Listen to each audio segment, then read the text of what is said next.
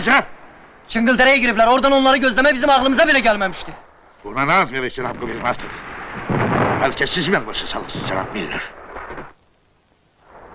Akunlu ve deyin öz polkuyla yukarı tepeye çıkıp bütün yolları kessin.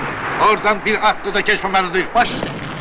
Görünür burada nəsə bir anlaşılmazlığı var Cenab Komandan. Gerek götür koy eləyək. Siz terpenince Katil Mehmet 11. Ordu ile birleşer. Cenab-ı Gubernator, o bu defa da elimizden çıksa, istifa hakta xahiş edebilirsiniz. Elə bilin ki, xahiş eləmişəm.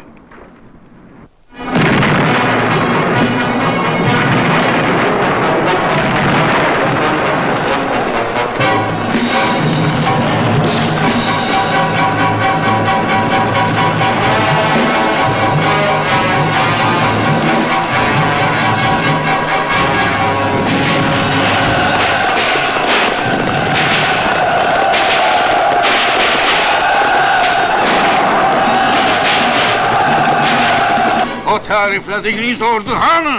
Hanı? Finlandiya'dan Kanada'ya kimi? Vuruşmak lazımdır, vuruşmak! Əla Həzrət Kraliçanı... Həstir! Mehmet!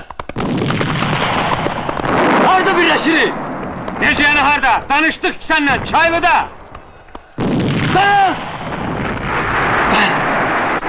Değilsen Çağlı'da birleşer. Ne olup sana, yuvanma görüm!